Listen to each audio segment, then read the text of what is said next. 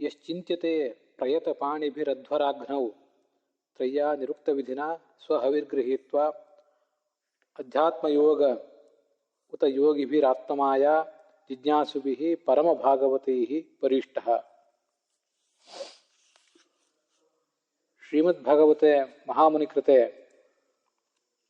ये परम ब्रह्म उद्दिश्य केचन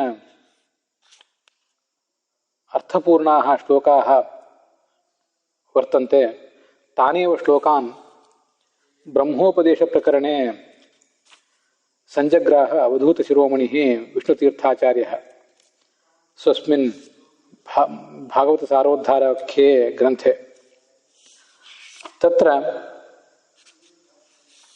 गरुडः यथा विष्णुं स्तौति तमेकं श्लोकं संगृह्णाति.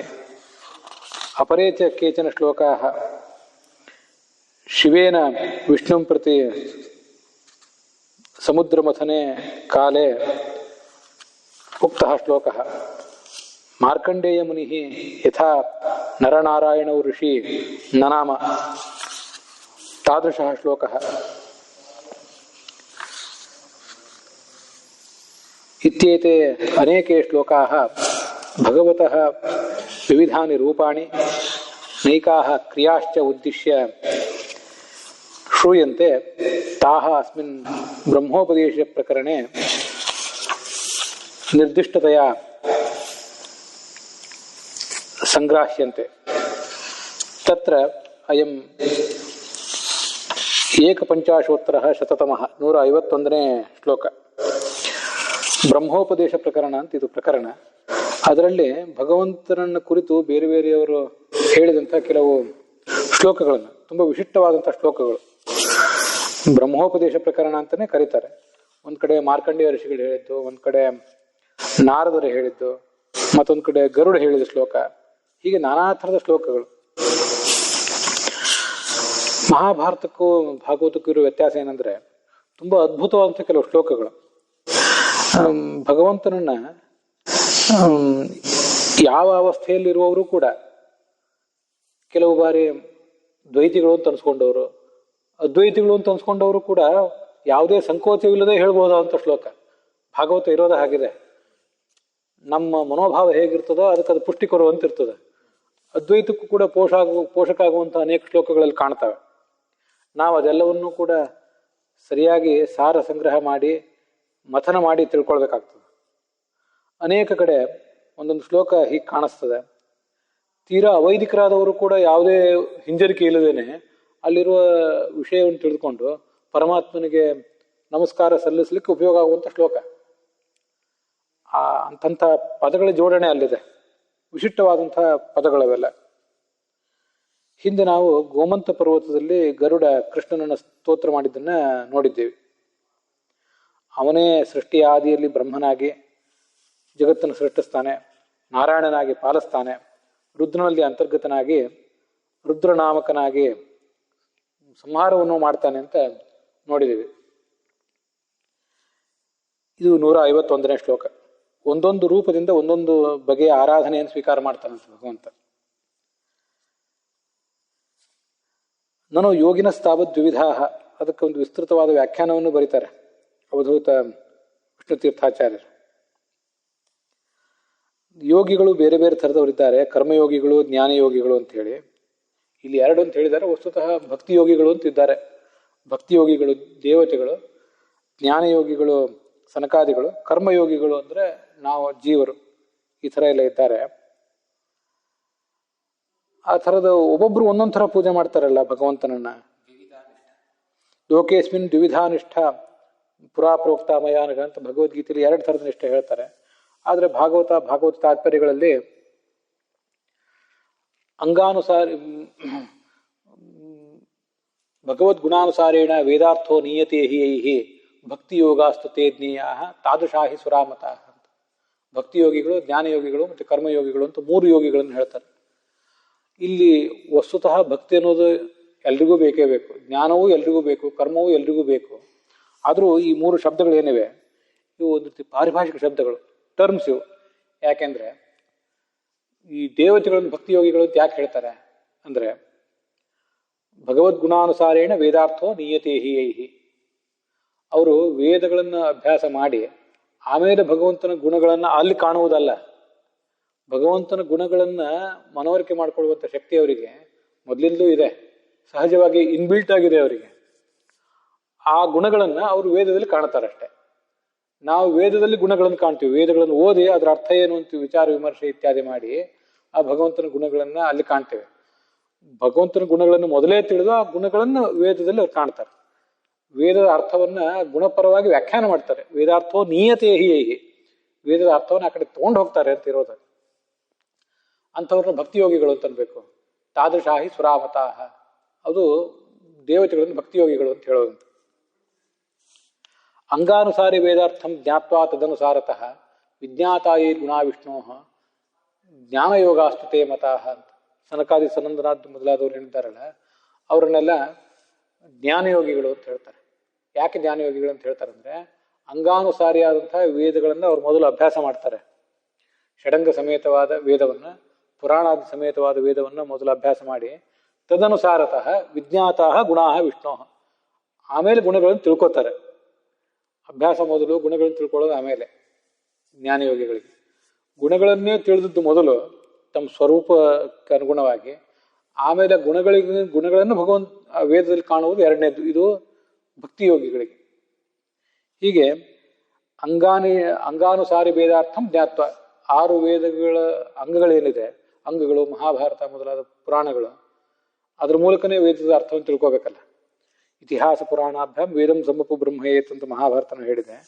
ಆ ಪ್ರಕಾರ ತಿಳಿದು ಭಗವಂತನ ಗುಣಗಳನ್ನ ಆಮೇಲೆ ತಿಳ್ಕೊಳ್ಳುವವರು, ಮನವರಿಕೆ ಮಾಡ್ಕೊಳ್ಳೋರು ಏನಿದ್ದಾರಲ್ಲ, ಅವರನ್ನ ಕರ್ಮಯೋಗಿಗಳು ಅಂತ ಹೇಳ್ತಾರೆ.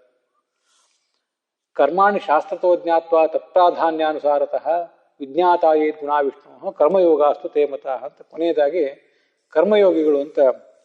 ನಾವು ಕರ್ಮಯೋಗಿಗಳು ನಾವೇನ್ ಮಾಡ್ತೀವಿ ಅಂದ್ರೆ, ಕರ್ಮಾಣಿ ಶಾಸ್ತ್ರತೋ ಜ್ಞಾತ್ವ, ಶಾಸ್ತ್ರಗಳನ್ನು ಅಧ್ಯಯನ ಮಾಡ್ತೀವಿ. ಯಾವ ಥರದ ಕರ್ಮವನ್ನು ನಾವು ಮಾಡಬೇಕು, ಬ್ರಹ್ಮಚಾರಿಗಳು, ಗೃಹಸ್ಥರು, ವಾನಪ್ರಸ್ಥರು, ಸನ್ಯಾಸಿಗಳು, ಬ್ರಾಹ್ಮಣರು, ಕ್ಷತ್ರಿಯರು ಮತ್ತೆ ಉಳಿದವರೆಲ್ಲರೂ ಕೂಡ ಯಾವ ರೀತಿ ಕರ್ಮವನ್ನು ಮಾಡಬೇಕು ಅಂತನ್ನೋದನ್ನ ಶಾಸ್ತ್ರದಲ್ಲಿ ವರ್ಣನೆ ಮಾಡಿದಾರಲ್ಲ. ತಸ್ಮಾತ್ ಶಾಸ್ತ್ರಂ ಪ್ರಮಾಣಂತೆ ಕಾರ್ಯಕಾರ್ಯ ವ್ಯವಸ್ಥಿತವು ಅಂತ ಬಂದಿದೆಯಲ್ಲ, ಆ ಥರ ಶಾಸ್ತ್ರವನ್ನು ಓದಿ ಕರ್ಮ ಹೀಗೆ ಮಾಡಬೇಕು, ಹೀಗೆ ಮಾಡಬಾರ್ದು ಅಂತ ತೀರ್ಮಾನ ಮಾಡಿಕೊಂಡು ತತ್ ಪ್ರಾಧಾನ್ಯಾನುಸಾರತಃ ಕರ್ಮವನ್ನೇ ಮತ್ತೆ ಮಾಡ್ತಾ ಯಾರು ಭಗವಂತನ ಗುಣಗಳನ್ನು ತಿಳ್ಕೊತಾರೆ ಅವ್ರನ್ನ ಕರ್ಮಯೋಗಿಗಳು ಅಂತ ಭಾಗವತ ತಾತ್ಪರ್ಯದಲ್ಲಿ ವರ್ಣನೆ ಮಾಡ್ತಾರೆ. ಆ ದೃಷ್ಟಿಯಿಂದ ನಾವೆಲ್ಲ ಕರ್ಮಯೋಗಿಗಳು. ದೇವಾನಾಮಪಿ ಕರ್ಮಿತ್ವಂ ವಿದ್ಯತೆ ಯಜ್ಞಪಿ ಸ್ಫುಟಂ ಭಾಗವತ ತಾತ್ಪರ್ಯದಲ್ಲಿ ಹೇಳ್ತಾರೆ ಮುಂದೊಂದು ಕಡೆ.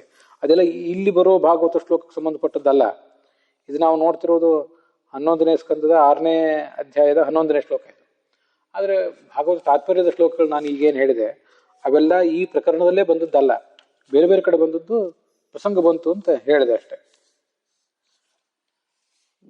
ವಾಸ್ತವಿಕವಾಗಿ ದೇವತೆಗಳು ಕೂಡ ಕರ್ಮ ಮಾಡೇ ಮಾಡ್ತಾರೆ. ತಥಾಪಿ ಪ್ರತ್ಯವಾಯಿತ್ವಾತ್ ಮನುಷ್ಯ ಕರ್ಮಯೋಗಿನಃ, ಮನುಷ್ಯರಿಗೆ ಕರ್ಮ ಮಾಡದೆ ಹೋದ್ರೆ ಪ್ರತ್ಯವಾಯ ಇದೆ, ದೋಷ ಇದೆ, ಅದರಿಂದ ಇವ್ರನ್ನ ಕರ್ಮಯೋಗಿಗಳು ಅಂತಾರೆ. ಈ ಥರದ ದೋಷ, ಕರ್ಮವನ್ನು ಬಿಟ್ಟರೆ ದೋಷ ಅವರಿಗೆಲ್ಲ ಇಲ್ಲ. ಅದರಿಂದ ವಾಸ್ತವಿಕವಾಗಿ ಅವರೂ ಕರ್ಮವನ್ನು ಮಾಡ್ತಾರೆ. ದೇವತೆಗಳು, ಭಕ್ತಿಯೋಗಿಗಳು, ಉಳಿದವರೆಲ್ಲ ಜ್ಞಾನಯೋಗಿಗಳು ಅಂದ ಮಾತ್ರಕ್ಕೆ ಜ್ಞಾನ ಅನ್ನೋದು ದೇವತೆಗಳಿಗಿಂತ ಈ ಉಳಿದ ಯೋಗಿಗಳಲ್ಲಿ ಹೆಚ್ಚಿದೆ ಅಂತ ತಿಳ್ಕೋಬಾರ್ದು. ಜ್ಞಾನವೂ ಭಕ್ತಿಯೂ ಎರಡೂ ಕೂಡ ದೇವತೆಗಳಲ್ಲೇ ಜಾಸ್ತಿ ಇದೆ. ಹಾಗೇ ಶಾಸ್ತ್ರ ಹೇಳಿದೆ. ಜ್ಞಾನ ಮತ್ತು ಭಕ್ತಿ ಅಂತ ಅನ್ನೋದು ಒಂದೇ ನಾಣ್ಯದ ಎರಡು ಮುಖ. ಎಲ್ಲಿ ಹೆಚ್ಚು ಭಕ್ತಿ ಇರ್ತದೋ ಅಲ್ಲಿ ಹೆಚ್ಚು ಜ್ಞಾನವೂ ಇದ್ದೇ ಇರ್ತದೆ, ಹೆಚ್ಚು ಜ್ಞಾನ ಎಲ್ಲಿರ್ತದೋ ಅಲ್ಲಿ ಭಕ್ತಿಯೂ ಕೂಡ ಇದ್ದೇ ಇರ್ತದೆ. ಆದ್ರಿಂದ ಅವು ದೇವತೆಗಳಿಗೇನೆ ವಾಸ್ತವಿಕವಾಗಿ ಜ್ಞಾನ ಮತ್ತು ಭಕ್ತಿ ಇರೋದು. ಆದರೆ ಮೊದಲು ಭಗವಂತನ ಗುಣಗಳನ್ನೇ ತಿಳಿದು ಆಮೇಲೆ ಶಾಸ್ತ್ರಗಳಲ್ಲಿ ಅದನ್ನು ಅವ್ರು ಕಾಣ್ತಾರೆ ದೇವತೆಗಳು ಅನ್ನೋ ಕಾರಣಕ್ಕಾಗಿ ಅವ್ರು ಭಕ್ತಿಯೋಗಿಗಳು. ಭಕ್ತಿಯೋಗ ಅನ್ನೋದು ಹೀಗೊಂದು ಪಾರಿಭಾಷಿಕ ಶಬ್ದ ಅಷ್ಟೇ. ಅವರಲ್ಲಿ ಭಕ್ತಿ ಹೆಚ್ಚು, ಕರ್ಮ ಜ್ಞಾನ ಕಡಿಮೆ ಅಂತ ಆ ಥರ ತಾತ್ಪರ್ಯ ಅಲ್ಲ. ನಾವು ಕರ್ಮ ಪ್ರಧಾನವಾದ ಜೀವನ ನಡೆಸೋರಾದ್ರಿಂದ ನಮ್ಮನ್ನು ಕರ್ಮಯೋಗಿಗಳು ಅಂತ ಕರೀತಾರೆ. ಹಾಸ್ಯಕ್ಕಾಗಿ ಸುಮ್ಮನೆ ಯಾವಾಗಾದ್ರೂ ನಾವು ನಮ್ಮಂಥವ್ರನ್ನ ಪ್ರಾರಬ್ಧ ಕರ್ಮಯೋಗಿಗಳು ಅಂತ ಕರ್ಕೋತೀವಿ. ಪ್ರಾರಬ್ಧ ಕರ್ಮಕ್ಕೆ ಅನುಸಾರವಾಗಿ ಬದುಕೋರು ಏನ್ ಮಾಡಿದ್ರು ಯಾವುದನ್ನು ಸರಿಯಾಗಿ ಮಾಡ್ಲಿಕ್ಕಾಗಲ್ಲ. ಶ್ರವಣ, ಮನನ, ಧ್ಯಾನ ಇತ್ಯಾದಿಗಳನ್ನ ಯಾವುದನ್ನು ಸರಿಯಾಗಿ ಮಾಡ್ಲಿಕ್ಕಾಗಲ್ಲ. ಏನ್ ಮಾಡೋದು, ನಾನು ಪ್ರಾರಬ್ಧ ಅಂತ ಓಡಾಡ್ತೇವೆ. ಕರ್ಮಯೋಗಿಗಳೇ ಹೌದು, ಪ್ರಾರಬ್ಧ ಕರ್ಮಯೋಗಿಗಳು. ಹಿಂದೊಂದು ಕಡೆ ಒಂದು ಶ್ಲೋಕ ನೋಡಿದೀವಿ ಇಲ್ಲೇ ಹಿಂದಿನ ಇಂದ್ರಿಯ ಜಯ ಪ್ರಕರಣದಲ್ಲಿ. ಕುಯೋಗಿನಂ ವಿದ್ಯತಿ ಸರ್ವಸಂಗಂ ಅಂತ ಒಂದು ಮಾತು ಬಂದಿದೆ. ಇವನನ್ನ ಕುಯೋಗಿ ಅಂತ, ಈ ನಮ್ಮಂಥವ್ರನ್ನ ಕುಯೋಗಿಗಳು ಅಂತ ಕರೆದಿದೆ. ಕುಯೋಗಿಗಳು ಪ್ರಾರಬ್ಧ ಕರ್ಮಯೋಗಿಗಳು ನಾವು. ಯಾಕೆ ಕುಯೋಗಿಗಳು ಅಂದ್ರೆ, ಅಪಕ್ವ ಕಷಾಯ ಕರ್ಮ, ನಾವೇನೋ ಅನೇಕ ಸಾಧನೆಗಳನ್ನು ಮಾಡಬೇಕಾಗಿದೆ, ಒಂದು ಹಂತಕ್ಕೆ ಏರ್ಬೇಕಾಗಿದೆ, ಅಲ್ಲಿ ಇನ್ನೂ ಪಕ್ವತೆ ಬಂದಿಲ್ಲ. ಆವಾಗ ನಮ್ಮಂಥ ಆ ಕುಯೋಗಿಗಳೇನಿದ್ದಾರಲ್ಲ, ಆ ಕುಯೋಗಿಗಳನ್ನ ಈ ಸಂಘ ಅಂತ ಅನ್ನೋದು, ಸುತ್ತಮುತ್ತಲು ನಮಗೇನು ಸಂಪರ್ಕ ಆಗ್ತದಲ್ಲ, ಸಂಸಾರ ಅಂದ್ರೇನೆ ಜಡ ಮತ್ತು ಚೇತನಗಳ ಸಂಘ, ಅದು ಬಿಟ್ಟು ಇನ್ನೇನೂ ಇಲ್ಲ. ಜಡವಾದ ಪದಾರ್ಥಗಳೇ ನಮ್ಮನ್ನ ಹಾಳು ಮಾಡೋದು, ಅಥವಾ ಚೇತನ ಪದಾರ್ಥಗಳು. ಯಾವ್ದು ಹೆಚ್ಚು ಅಂತಿಲ್ಲ, ಯಾವ್ದು ಕಡಿಮೆ ಅಂತಿಲ್ಲ, ಎರಡೂ ಸಮಾನವಾಗಿಯೇ ಸ್ಪರ್ಧೆಯಿಂದಲೇ ನಮ್ಮನ್ನು ಹಾಳು ಮಾಡ್ತವೆ. ಅವುಗಳ ಸಂಘ ಅಂತ ಅನ್ನೋದು ಈ ಕುಯೋಗಿಯನ್ನ, ಯಾರ ಯೋಗ ಅಂತ ಅನ್ನೋದು ಪಕ್ವವಾಗಿಲ್ವೋ ಅವನನ್ನು ಹಾಳು ಮಾಡ್ತದೆ ಅಂತ ಹಿಂದೆ ಬಂದಿದೆ. ಅದಕ್ಕಾಗಿ ನಾವು ಕುಯೋಗಿಗಳು, ಇನ್ನೂ ಕುಯೋಗಿಗಳು ಅನ್ನೋ ಪಕ್ಕದ ಆ ಹಂತದಲ್ಲೇ ಇದ್ದೀವಿ. ಮುಂದೆ ನಾವು ಕುಯೋಗವನ್ನು ದಾಟಿ ಸುಯೋಗಿಗಳಾಗಬೇಕಾಗಿದೆ.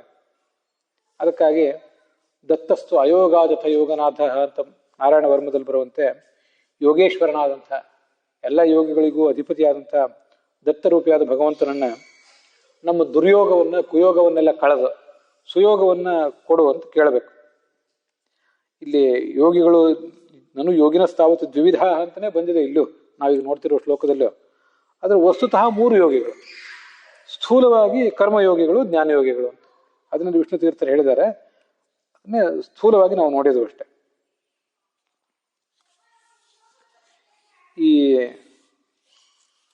ಕರ್ಮಯೋಗಿಗಳಾದಂತಹ ಕೆಲವರು, ಅವರು ಯಾಜ್ಞಿಕರು, ಯಜ್ಞ ಕರ್ಮ ಇತ್ಯಾದಿಗಳನ್ನು ಮಾಡುವಂಥವ್ರು. ಇನ್ನು ಜ್ಞಾನಯೋಗಿಗಳು ಅಂತ ಇನ್ನು ಕೆಲವರು. ಆ ಕರ್ಮಯೋಗಿಗಳು ಅಂತ ಏನಿದ್ದಾರೆ, ಯಜ್ಞಾದಿ ಕರ್ಮಾಣಿ ಅಗ್ನಾವಧಿಷ್ಠಾನ ಭೂತೆ, ಯಜ್ಞ ಮೊದಲಾದ ಕರ್ಮಗಳನ್ನು ಮತ್ತೆ ಮಾಡ್ತಾನೆ ಇರ್ತಾರೆ, ಅಗ್ನಿಯಲ್ಲಿ ಮಾಡ್ತಾರೆ ಅದನ್ನ ಅವರು. ದ್ವಿತೀಯರು ಜ್ಞಾನಯೋಗಿಗಳು ಅಂತಿದ್ದಾರಲ್ಲ, ಅವರು ಜ್ಞಾನಯಜ್ಞಾಖ್ಯೆ ಕರ್ಮಣಿ ಬಾಹ್ಯ ಮಾನಸೇವಾ ಪ್ರತಿಮಾಧಾವಧಿಷ್ಠಾನೆ, ಜ್ಞಾನಯಜ್ಞ ಅನ್ನುವ ಕರ್ಮವನ್ನು ಮಾಡ್ತಾ ಇರ್ತಾರೆ ಅವತ್ತು. ಶ್ರವಣ ಮತ್ತು ಮನನ ಇತ್ಯಾದಿ ಏನಿದೆ ಇದು ಜ್ಞಾನಯಜ್ಞ. ಶ್ರೇಯಾನ್ ದ್ರವ್ಯಮಯಾದ್ಯಜ್ಞಾತ್ ಜ್ಞಾನಯಜ್ಞ ಪರಂತಪ ಅಂತ ಗೀತಾನು ಹೇಳ್ತದೆ. ದ್ರವ್ಯ ಯಜ್ಞಕ್ಕಿಂತ, ಅಗ್ನಿಯಲ್ಲಿ ಆಹುತಿ ಹಾಕಿ ಮಾಡುವ ಯಜ್ಞಕ್ಕಿಂತ ಜ್ಞಾನಯಜ್ಞ, ಶ್ರವಣ ಮೊದಲಾದ ಯಜ್ಞ ಏನಿದೆಯಲ್ಲ ಅದು ಶ್ರೇಷ್ಠ ಅಂತ. ನಾವು ಕರ್ಮಯೋಗಿಗಳು ಅಂತೇನು ಜೀವರಿದ್ದೀವಲ್ಲ, ಈ ಜೀವರಲ್ಲೂ ಕೂಡ ಕರ್ಮಯೋಗಿಗಳಾದಂತಹ ಕರ್ಮವನ್ನು ಬಿಟ್ಟರೆ ಯಾರಿಗೆ ದೋಷ ಇದೆಯೋ ಅಂತಹ ಜೀವರಲ್ಲೂ ಕೂಡ ಜ್ಞಾನ ಪ್ರಧಾನವಾದ ಜೀವನ ನಡೆಸೋರು ಕೆಲವರು ಇರ್ತಾರೆ, ಕರ್ಮ ಪ್ರಧಾನವಾದ ಜೀವನ ನಡೆಸೋರು ಕೆಲವರು ಇರ್ತಾರೆ. ಆದ್ರಿಂದ ಅದು ಅವರವರಿಗೆ ಸಂಬಂಧಪಟ್ಟದ್ದು. ಯಾರೋ ಒಬ್ರು ಕರ್ಮ ಹೆಚ್ಚಿಗೆ ಮಾಡಿದ್ರು, ಜ್ಞಾನಕ್ಕೆ ಪ್ರಾಧಾನ್ಯ ಕೊಡ್ಲಿಲ್ಲ ಅಂದ ಮಾತ್ರಕ್ಕೆ ಅವರನ್ನ ಹೀಗಳಿಬಾರದು. ಒಬ್ಬೊಬ್ರು ಒಂದೊಂದು ಸಾಧನೆ ಇದೆ. ಗೀತಾ ಪ್ರಸ್ಥಾನದಲ್ಲಿ ಹೇಳ್ತಾರೆ, ಅನಾದಿ ಯೋಗ್ಯತಾ ಭೇದ ತ್ವಂಸಾಂ ದರ್ಶನ ಸಾಧನಂ ನಾನೈವ. ಯೋಗ್ಯತಾ ಅಂತನ್ನುವುದೇ ಅನಾದಿ ಕಾಲದ್ದಿದೆ ಮತ್ತು ಅದು ಭಿನ್ನ ಭಿನ್ನವಾಗಿದೆ. ಆದ್ರಿಂದ ಪುಂಸಾಂ ದರ್ಶನ ಸಾಧನಂ ನಾನೈವ. ಪುಂಸಾಂ ಅಂದ್ರೆ ಬರೇ ಗಂಡಸರದಲ್ಲ, ಗಂಡಸರಾಗ್ಲಿ ಸ್ತ್ರೀಯರಾಗ್ಲಿ ಅವರಿಗೆ ಅವ್ರೇನು ಭಗವಂತನ ಸಾಕ್ಷಾತ್ಕಾರ ಪಡ್ಕೋಬೇಕಾಗಿದೆ ಅದರ ಮಾರ್ಗಗಳು ನಾನೈವ, ಎಷ್ಟು ಜೀವನೋ ಅಷ್ಟು ಸಾಧನೆಗಳೇ ಇವೆ ಅಂತ ಗೀತಾ ಪ್ರಸ್ಥಾನ ಕೂಡ ಹೇಳ್ತದೆ. ಇದು ಮೂಲತಃ ದೇವತೆಗಳು ಹೇಳಿದ ಶ್ಲೋಕ. ಕೃಷ್ಣ ಪರಂಧಾಮಕ್ಕೆ ಹೋಗಬೇಕಾದ ಸಂದರ್ಭ, ಕೃಷ್ಣನ್ ಪರಂಧಾಮಕ್ಕೆ ಬಾ ಇನ್ನು ಸಾಕು ಅವತಾರ ಅಂತ ಹೇಳುವ ಪ್ರಸಂಗದಲ್ಲಿ ಬರುವ ಶ್ಲೋಕ ಇದು. 3 ಯೋಗಗಳಲ್ಲಿ 3 ವೇದಗಳಲ್ಲಿ ಹೇಳಿದ ವಿಧಾನದಿಂದ ಯಜ್ಞ ಮಾಡ್ತಾರೆ ಕೆಲವು ಕರ್ಮಯೋಗಿಗಳಾದಂಥ ಭಕ್ತರು. ಅವರು ಹವಿಸ್ಸನ್ನು ಕೈಯಲ್ಲಿ ಹಿಡಿದು ಅಗ್ನಿಯಲ್ಲಿ ನಿನ್ನನ್ನು ಧ್ಯಾನ ಮಾಡ್ತಾರೆ. ಮತ್ತು ಕೆಲವರು ಪರಮ ಭಾಗವತರಾದಂತಹ ಜ್ಞಾನಯೋಗಿಗಳು ಅಧ್ಯಾತ್ಮ ಯೋಗ ಉತ ಯೋಗಿಭಿ ಆತ್ಮಮಾಯೆಯ, ಅವರು ಧ್ಯಾನ ಕಾಲದಲ್ಲಿ ಹೃದಯದಲ್ಲಿ ನಿನ್ನನ್ನ ಕಾಣ್ಲಿಕ್ಕೆ ಪ್ರಯತ್ನ ಪಡ್ತಾರೆ, ನಿನ್ನ ಪಾದವನ್ನು ಕಾಣ್ತಾರೆ, ನಿನ್ನ ಸ್ವರೂಪವನ್ನು ಅವರು ಕಾಣ್ತಾರೆ. ಇಂಥವ್ರು ಕೆಲವರು. ಜ್ಞಾನಯೋಗಿಗಳೇ ಇರಲಿ ಕರ್ಮಯೋಗಿಗಳೇ ಇರಲಿ, ಇಬ್ರು ಕೂಡ ಕಾಣ್ಲಿಕ್ಕೆ ಪ್ರಯತ್ನ ಪಡುವುದು ಒಬ್ಬನೇ ಭಗವಂತನನ್ನೇ. ಇದೇನು ಶ್ಲೋಕ ಇದೆಯಲ್ಲ, ಈ ಶ್ಲೋಕಕ್ಕೆ ಸಂಬಂಧಪಟ್ಟಂತೆ ಭಾಗವತದ 10ನೇ ಸ್ಕಂದದ ಒಂದೆರಡು ಶ್ಲೋಕಗಳನ್ನ ವಿಷ್ಣು ತೀರ್ಥರೇ ತಮ್ಮ ವ್ಯಾಖ್ಯಾನದಲ್ಲೇ ಹೇಳ್ತಾರೆ. ತ್ರಯಾಚ ವಿದ್ಯೆಯ ಕೇಚಿತ್ ತ್ವಾಂ ವೈ ವೈತಾನಿಕಾಹ ದ್ವಿಜಾಹ ಯಜಂತೆ ವಿತತೈಃ ಯಜ್ಞೈಃ ನಾನಾ ರೂಪಾಮರಾಖ್ಯಯ ಅಂತ. ಕರ್ಮಯೋಗಿಗಳಾದಂತಹ ಯಾಜ್ಞಿಕರು, ಯಜ್ಞವನ್ನು ಪ್ರಧಾನವಾಗಿ ನಡೆಸ್ತಾ ಇರುವಂಥವರು, 3 ವೇದಗಳಲ್ಲಿ ಏನು ಬಂದಿದೆ, ತ್ರಯಿ ಅಂದರೆ 3 ವೇದಗಳು, ಅವುಗಳಲ್ಲಿ ಬಂದಿರುವಂತಹ ನಾನಾ ಥರದ ಯಜ್ಞಗಳೇನಿವೆ ಅಲ್ಲಿ ನಾನಾ ಥರದ ಹೆಸರುಗಳು ಕೂಡ ಕಂಡು ಬರ್ತಾವಲ್ಲ, ಆ ಎಲ್ಲ ಹೆಸರುಗಳ ಮೂಲಕವೂ ಕೂಡ ನಿನ್ನನ್ನೇ ಆರಾಧನೆ ಮಾಡ್ತಾರೆ. ಆಹುತಿ ಹಾಕುವಾಗ ಯಾವುದೋ ಒಂದು ಶಬ್ದವನ್ನು ಉಚ್ಚಾರ ಮಾಡ್ತಿರ್ತಾನೆ. ಯಜುರ್ವೇದದ ಪುರೋಹಿತ ಅಧ್ವರ್ಯು ಅಂತಿರ್ತಾನೆ, ಋಗ್ವೇದದ ಪುರೋಹಿತ ಹೋತ ಅಂತಿರ್ತಾನೆ. ಅವನ ಆಹ್ವಾನ ಭಗವಂತನ ನಾಮಗಳಿಂದ ಆ ದೇವತೆಗಳನ್ನ ಅಥವಾ ದೇವತೆಗಳ ಅಂತರ್ಯಾಮಿಯಾದ ಭಗವಂತನನ್ನ ಸ್ತೋತ್ರ ಮಾಡ್ತಾನೆ. ಧ್ವರಿಯು ಆಹುತಿ ಹಾಕ್ತಾನೆ. ಸಾಮವೇದದ ಪುರೋಹಿತ ಉದ್ಗಾತ ಅಂತಿರ್ತಾನೆ, ಅವನು ಗಾನ ಮಾಡ್ತಿರ್ತಾನೆ. ಈ ಎಲ್ಲವನ್ನೂ ಬಲ್ಲವನು, ಎಲ್ಲರಿಗೂ ಮುಖ್ಯಸ್ಥರಾಗಿ ಅಲ್ಲಿ ಏನಾದರೂ ವ್ಯತ್ಯಯ ಆಗ್ತದ ಅಂತ ಪರಿಶೀಲನೆ ಮಾಡಲಿಕ್ಕೆ ಬ್ರಹ್ಮ ಅಂತ ಒಬ್ಬ ಪುರೋಹಿತ ಇರ್ತಾನೆ. ಅವರಿಗೆ 3 ಜನ ಸಹಾಯಕರಿರ್ತಾರೆ. ಒಟ್ಟು 16 ಜನ ಪುರೋಹಿತರಲ್ಲಿರ್ತಾರೆ. ಎಲ್ಲರೂ ಕರ್ಮಯೋಗಿಗಳೇ. ಈ ಥರ ಅವರು ಧ್ಯಾನ ಮಾಡುವಾಗ ನಾನಾ ಅಗ್ನಿ, ವರುಣ, ಇಂದ್ರ ಮೊದಲಾದ ಶಬ್ದಗಳನ್ನು ಉಚ್ಚಾರ ಮಾಡ್ತಿರ್ತಾರೆ. ಆದರೆ ಅವರೆಲ್ಲ ಜ್ಞಾನಿಗಳಾದ್ರಿಂದ ಅವರಿಗದು ಸ್ಪಷ್ಟವಾಗಿ ಗೊತ್ತಿರ್ತದೆ. ಎಲ್ಲ ಶಬ್ದಗಳು ಭಗವಂತನನ್ನೇ ಹೇಳ್ತವೆ. ಇದು ಅಂತರ್ಯಾಮಿಯಾದ ಭಗವಂತನಿಗೆ ಆಹುತಿ ಹಾಕ್ತಿದ್ದೀವಿ ಅಂತ ಅವರು ಹೇಳ್ತಾ ಇರ್ತಾರೆ. ಆ ಮೂಲಕ ನಿನ್ನನ್ನೇ ಅವರು ಆರಾಧಿಸ್ತಾರೆ.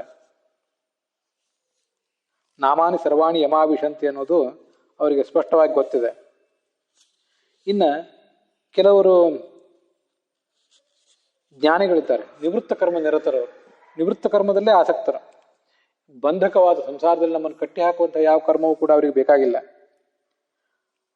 ಏಕಾಂತ ಭಕ್ತರು, ಭಗವಂತನನ್ನು ಬಿಟ್ಟು ಬೇರೆ ಏನನ್ನೂ ಅವ್ರು ಬಯಸೋದಿಲ್ಲ.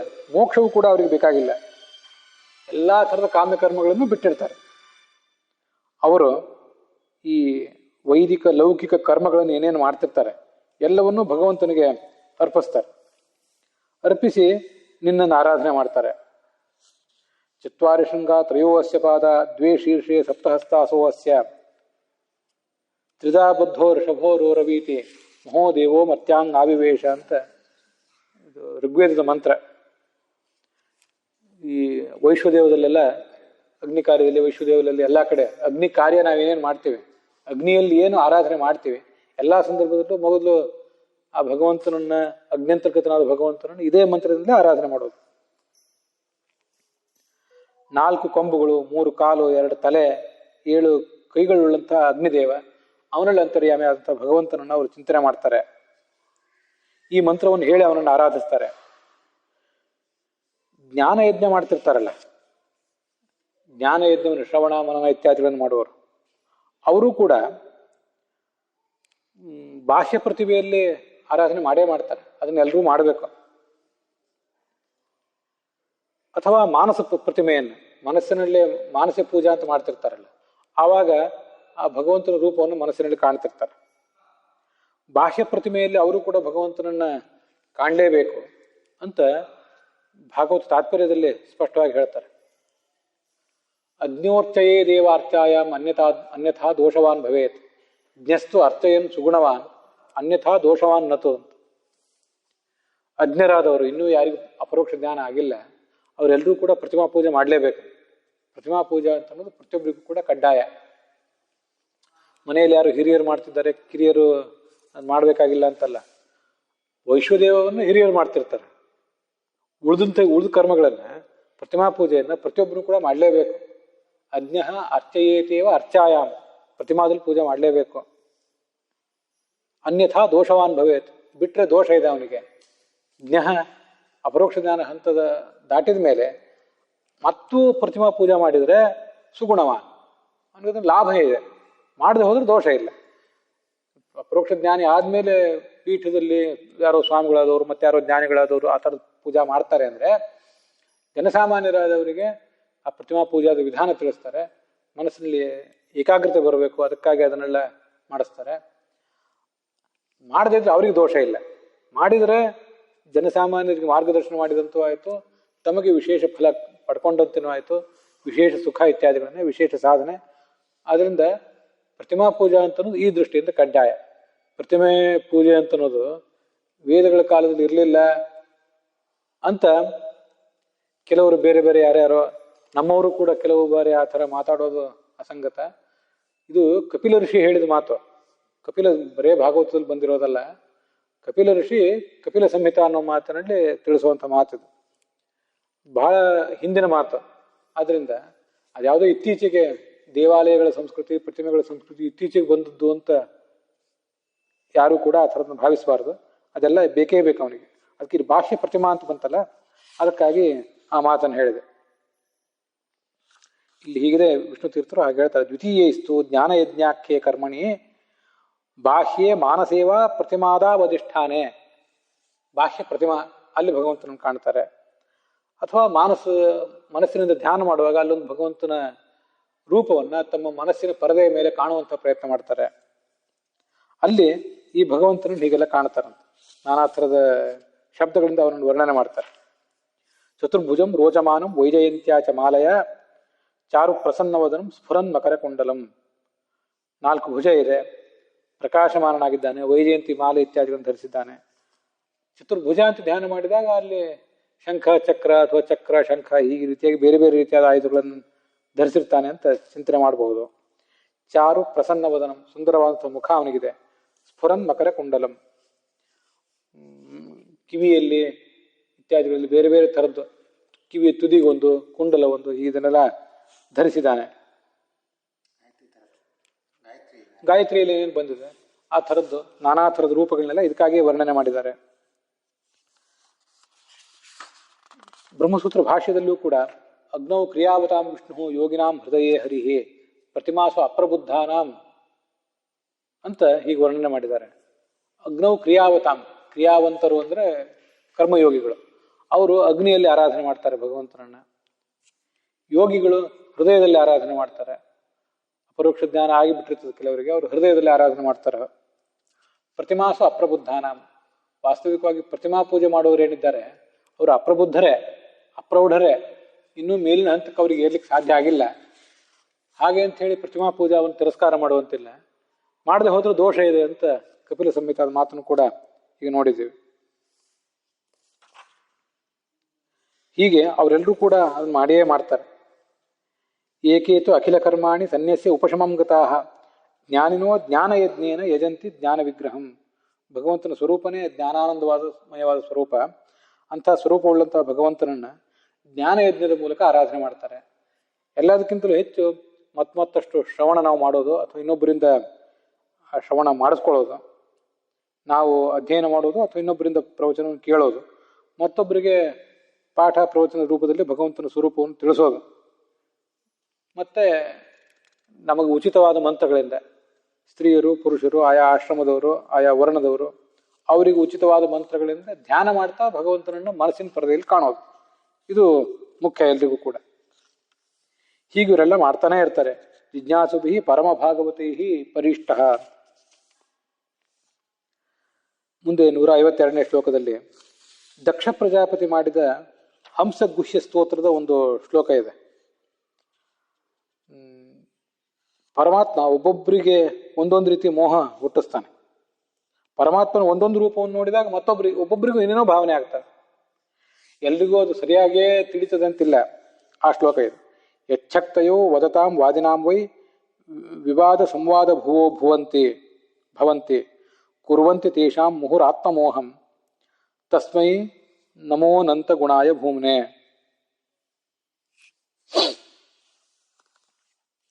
ಪರಮಾತ್ಮನ ಸ್ವರೂಪ ಸಾಮರ್ಥ್ಯ ಅದೇನು ಅಂತ ತತ್ವ ನಿರ್ಣಯ ಮಾಡ್ಲಿಕ್ಕೆ ಕೂತ್ಕೊಂಡ್ರೆ, ವಾದ ಮಾಡ್ಲಿಕ್ಕೆ ಕೂತ್ರೆ, ಒಬ್ರು ಹೇಳಿದ ಸ್ವರೂಪ ಇನ್ನೊಬ್ರಿಗೆ ಒಪ್ಪಿಗೆ ಆಗ್ತದಂತಿಲ್ಲ. ಇವತ್ತಿಗೂ ಕೂಡ ಪರಮಾತ್ಮನ ಕುರಿತಾದಂತಹ, ಪರಮಾತ್ಮನ ನಿರ್ದಿಷ್ಟವಾದ ಸ್ವರೂಪದ ಕುರಿತಾದ ಚರ್ಚೆ ಅದಾ ಕಡೆ ಇರಲಿ, ಬೇರೆ ಯಾವುದೇ ಧರ್ಮ ಸೂಕ್ಷ್ಮ ಅದ್ರ ಬಗ್ಗೆ ಚರ್ಚೆ ಮಾಡ್ತಾ ಕೂತಾಗಲೂ ಕೂಡ ಬೇರೆ ಯಾವುದೋ ತತ್ವ ಸೂಕ್ಷ್ಮ, ಯಾವುದೋ ತಾರತಮ್ಯ ಮೊದಲಾದ ಸೂಕ್ಷ್ಮ ವಿಷಯಗಳು ಅದ್ರ ಬಗ್ಗೆ ಚರ್ಚೆ ಮಾಡ್ತಾ ಕೂತ್ರು ಅದು ಪೂರ್ಣವಾಗಿ ಬಗೆಹರಿಯೋದಿಲ್ಲ.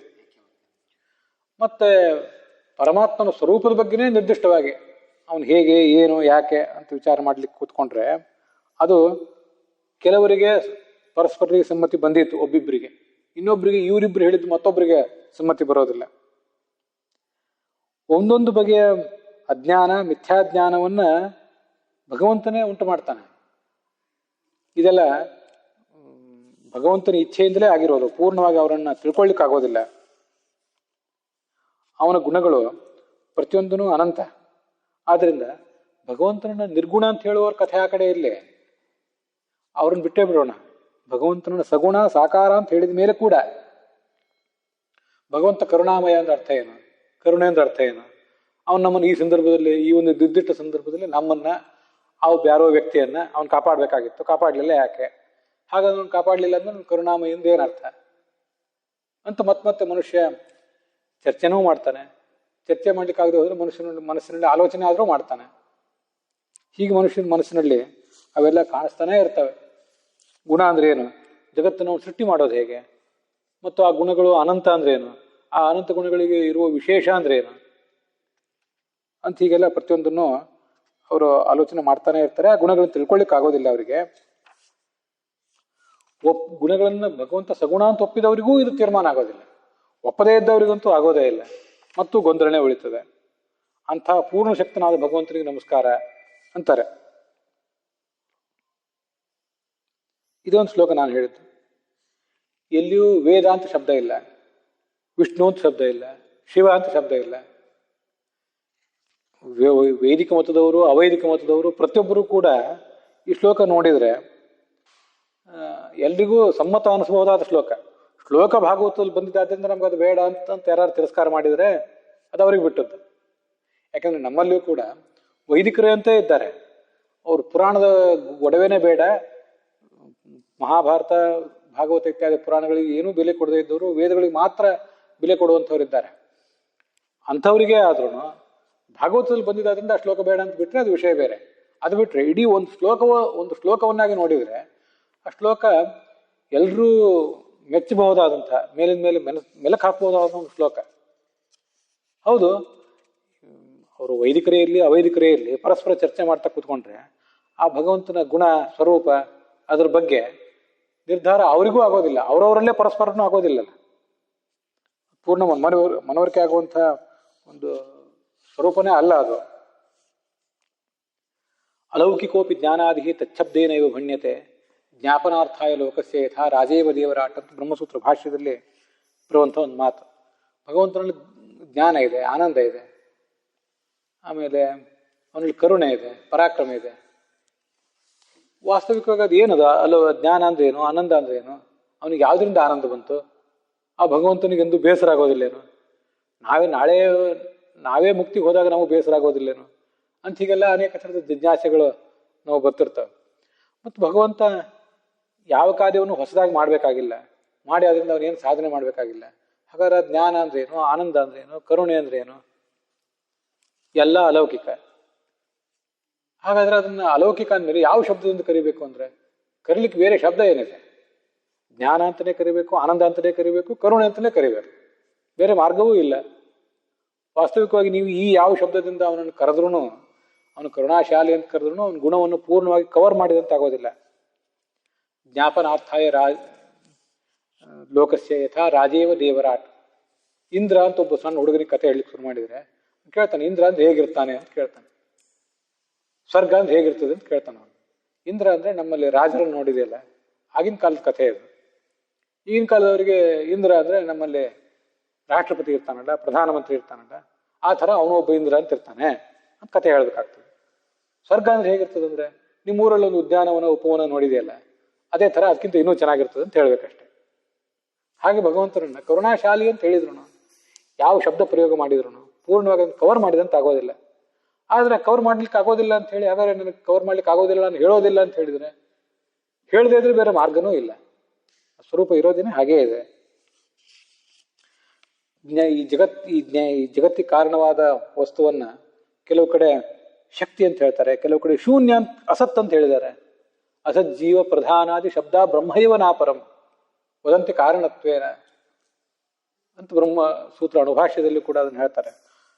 ಪರಮಾತ್ಮನನ್ನೇ ಅಸತ್ ಅಂತ ಹೇಳಿದ್ದಾರೆ ಕೆಲವು ಕಡೆ. ಅದನ್ನ ಕೇಳಿ ಪರಮಾತ್ಮನೇ ಇಲ್ಲ, ಪರಮಾತ್ಮನೇ ಸುಳ್ಳು, ಅಥವಾ ಪರಮಾತ್ಮ ಪ್ರಾಗಭಾವ ರೂಪ ಅಂತೆಲ್ಲ ಭಾವಿಸಿದವರಿದ್ದಾರೆ. ಶೂನ್ಯ ಅಂತ ಹೇಳಿದ್ದಾರೆ ಅವನನ್ನ. ಅವನನ್ನು ಬ್ರಹ್ಮ ಅಂತ ಕೆಲವು ಕಡೆ ಹೇಳ್ತಾರೆ, ರುದ್ರ ಅಂತ ಕೆಲವು ಕಡೆ ಹೇಳ್ತಾರೆ, ವಿಷ್ಣು ಅಂತ ಕೆಲವು ಕಡೆ ಹೇಳ್ತಾರೆ. ಹೀಗೆಲ್ಲ ಹೇಳಿದ ಮೇಲೆ ಅವನನ್ನು ಏನಂತ ಭಾವಿಸ್ಬೇಕು ಕೇಳುವವರು? ಶೂನ್ಯ, ಶಕ್ತಿ, ಇವೆಲ್ಲ ಪರಸ್ಪರ ವಿರುದ್ಧ ಗುಣ ಇದ್ದದ್ದು. ಯಾವ ಶಬ್ದ ಹೇಳಿದ್ರೂ ಪೂರ್ಣ ಬಗೆಹರಿಯೋದು ಇಲ್ಲ. ಭಾಗವತದ ಶ್ಲೋಕ ಇದೆ, ಬೇರೆ ಕಡೆ ಬರ್ತದೆ, ಅಥವಾ ಇಲ್ಲೇ ಯಾವ್ದಾದ್ರು ಪ್ರಕರಣದಲ್ಲೇ ವಿಷ್ಣು ತೀರ್ಥದ ಮುಂದೆ ಹೇಳಿದ್ರು ಹೇಳ್ಬೋದು. ಅಸೌನ ದೇವಾಸುರ ಮರ್ತ್ಯತಿರಿಯಂ ನ ಸ್ತ್ರೀನ ಷಂಡೋ ನಪಮಾನ ಜಂತು ನಾಯಂ ಗುಣ ಕರ್ಮ ನಸನ್ನ ಚಾಸನ್ ನಿಷೇಧ ಶೇಷೋ ಜಯತಾ ದಶೇಷ. ಇಷ್ಟು ಹೇಳಿದ್ರೆ ಸರಿ. ಈ ಭಗವಂತ ದೇವ ಅಲ್ಲ, ಅಸುರ ಅಲ್ಲ, ತಿರಿಯತ್ ಪ್ರಾಣಿನ ಹಾಗೂ ಅಲ್ಲ, ಅಡ್ಡ ಸಂಚಾರ ಮಾಡುವ ಪ್ರಾಣಿ ಅಲ್ಲ. ನ ಸ್ತ್ರೀಯ ಅವನು, ನಮ್ಮ ಸ್ತ್ರೀ ಹೇಗೋ ಹಾಗ ಅವನು ಸ್ತ್ರೀ ಅಲ್ಲ. ನ ಷಂಡ, ಹಾಗಾದ್ರೆ ನಪುಂಸಕನ ಅಲ್ಲ, ಅದು ಅಲ್ಲ. ಪುರುಷನ, ಅದು ಅಲ್ಲ. ಲೌಕಿಕ ಪುರುಷನಂತೆ ಪುರುಷ ಅಲ್ಲ, ಲೌಕಿಕ ಸ್ತ್ರೀ ಅಂತ ಸ್ತ್ರೀ ಅಲ್ಲ. ಆದರೂ ಅವನನ್ನ ನಪುಂಸಕ ಅಂತ ಹೇಳುವಂತಿಲ್ಲ. ಆದ್ರೆ ನಪುಂಸಕ ಅಂತ ಹೇಳಿದ್ರೆ ತಪ್ಪೂ ಇಲ್ಲ ಅಂತ ಹೇಳ್ತದೆ ಐತರೇಯ ಉಪನಿಷತ್ ಭಾಷ್ಯ. ವಿಷ್ಣೋರ್ ನಪುಂಸಕಾಕಾರೋ ನ ವಿದ್ಯತೆ ತಥಾಪಿ ಅರಾಗಾಕೃಷ್ಟತ್ವ ತಚ್ಛಬ್ದೈರಪಿ ಭಣ್ಯತೆ. ನಪುಂಸಕ ಆಕಾರ ಅಂತಿಲ್ಲ, ಸ್ತ್ರೀ ಆಕಾರ ಇದೆ, ಪುರುಷ ಆಕಾರ ಇದೆ, ನಪುಂಸಕ ಸ್ವರೂಪ ಇಲ್ಲ. ಆದ್ರೆ ನಪುಂಸಕ ಅಂತ ಕರೆದ್ರೆ ತಪ್ಪಲ್ಲ, ಯಾಕಂದ್ರೆ ಕರೆದೇ ಹೋದ್ರೆ ಸರ್ವಶಬ್ದ ವಾಚ್ಯತ್ವಕ್ಕೆ ಭಂಗ ಬರ್ತದೆ. ಯಾಕೆ ನಪುಂಸಕ ಅನ್ಬೇಕಂದ್ರೆ ಅವನು ಪುರುಷ ರೂಪದಲ್ಲಿದ್ದಾಗ ಯಾವ ಸ್ತ್ರೀಯಿಂದಲೂ ಅವನು ಆಕೃಷ್ಟ ಅಲ್ಲ, ಅವನು ಸ್ತ್ರೀ ರೂಪ ತಾಳಿದಾಗ ಯಾವ ಪುರುಷನಿಂದಲೂ ಅವನು ಆಕೃಷ್ಟ ಅಲ್ಲ. ಹೀಗೆ ಯಾವ ಸ್ತ್ರೀಯಿಂದಲೂ ಯಾವ ಪುರುಷನಿಂದಲೂ ಅವನು ಮೋಹ ಹೊಂದೋದಿಲ್ಲ. ಇವನನ್ನು ನೋಡಿ ಬೇರೆ ಯಾರು ಮೋಹ ಹೊಂದಬೇಕೇ ಹೊರತು ಇವನು ಯಾರಿಂದಲೂ ಮೋಹ ಹೊಂದೋದಿಲ್ಲ. ಅದರಿಂದ ನಪುಂಸಕ ಅಂತ ಕರೆದ್ರೆ ತಪ್ಪಿಲ್ಲ ಅಂತ ಐತರೇಯ ಭಾಷೆ ಹೇಳಿದೆ. ಇದು ಜಗತ್ ಕಾರಣವಾದ ಪರಮಪುರುಷ. ಕಾರಣ ಏನ್ ಮಾಡ್ಬೇಕು? ನಾಯಂ ಗುಣ ಸತ್ವರಜಸ್ತಮೋ ಗುಣನ, ಕರುಣಾಶಾಲಿನ, ಯಾವ್ದು ಹೇಳಿದ್ರು ಪೂರ್ಣ ಹೇಳಿದಂತೆ ಅಲ್ಲ.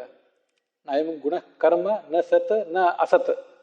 ಸತ್ತ ಅಸತ್ತ, ಸತ್ ಅಂದ್ರೆ ಪೃಥ್ವಿ ಅಪ್ಪು ತೇಜಸ್ಸು, ಮತ್ತೆ ಅಸತ್ ಅಂದ್ರೆ ವಾಯು ಆಕಾಶಗಳು, ಅದಕ್ಕಿಂತಲೂ ಭಿನ್ನ. ನಸನ್ನ ಚಾಸನ್ ನಿಷೇಧ ಶೇಷೋ ಜಯತಾ ದಶೇಷ. ಹಾಗಾದ್ರೆ ಇನ್ನೇನು ಅಂದ್ರೆ ಈ ಯಾವುದು ಅಲ್ಲ ಅಂತ ನಾವು ಹೇಳ್ಬೋದೇ ಹೊರತು ಯಾವ್ದು ಹೌದು ಅಂತ ಅವ್ನು ಹೇಳಲಿಕ್ಕಾಗೋದಿಲ್ಲ. ಅದನ್ನ ಅವನು ನಿಷೇಧ ಶೇಷ ಅನ್ಬೇಕು ಭಗವಂತನನ್ನು. ಎಲ್ಲವನ್ನೂ ನಿಷೇಧ ಮಾಡಿದ ಮೇಲೆ ಏನು ಉಳಿದಿದೆಯೋ ಅದನ್ನೇ ಭಗವಂತನನ್ನ ಆ ಶಬ್ದದಿಂದ ಹೇಳಬೇಕು ಅಂತ ಭಾಗವತನೇ ಹೇಳ್ತದೆ. ಹೀಗೆ ಬೇರೆ ಬೇರೆ ಶಬ್ದಗಳಿಂದ ಅವನನ್ನು ಕರೀತಾರೆ.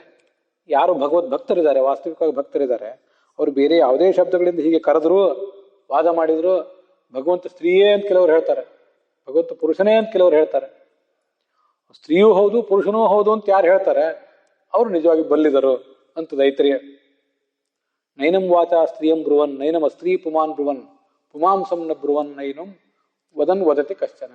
ಸ್ತ್ರೀಯೂ ಹೌದು ಪುರುಷನೂ ಹೌದು ಅಸತ್ವೂ ಹೌದು ಶೂನ್ಯನೂ ಹೌದು.